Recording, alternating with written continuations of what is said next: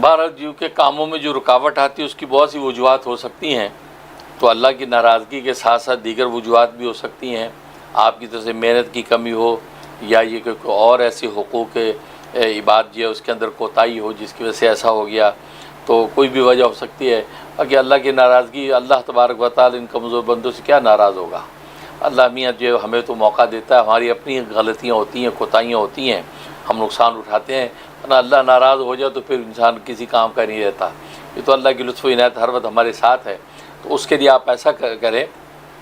یہ وظیفہ نوٹ کر لیں، یہ آپ پڑھیں، اور یہ مغرب سے آدھا گھنٹہ پہلے آپ نے بیٹھ کے پڑھنا شروع کرنا ہے۔ مغرب کی اذان سے پہلے آپ یہ پڑھیں گی، یا اللہ یا رحمان یا رحیم، اول آخر 11 مرتبہ درود شریف، اور یہ آپ پڑھنا شروع کر دیں گی آدھا گھنٹہ پہلے مسلسل، ٹھیک ہے، بلا تعداد، یہاں تک کہ مغرب کی اذان ہو جائے۔ جیسے مغرب کی اذان ہوگی تو آپ سجدے میں چلی جائیں، سجدے میں جا کے اب آپ اپنی دعا کرنا شروع کر دیں، جو کچھ اللہ سے مانگنا ہے، جو رکاوٹیں دور ہو جائیں، کوئی ناراضگی اللہ کی طرف سے، کوئی عتاب ہے، کوئی پکڑ ہے، یا اللہ اس کی معافی چاہتی ہوں، اور کوئی کوتاہی ہوئی ہے اس کوتاہی کی لغزش کی معافی چاہتی ہوں، اور خیر و برکت مانگتی ہوں، خوشحالی مانگتی ہوں، جو آپ چاہتی تو آپ مانگتے رہیں دعا، یہاں تک کہ اذان مکمل ہو جائے۔ جیسے اذان مکمل ہوئی آپ سر اٹھائیں، سر اٹھا کے دعا کر لیں، یا اللہ جو مانگا ہے سجدے میں، یا اللہ وہ قبول فرما، عطا فرما، میرے حق میں فیصلہ فرما،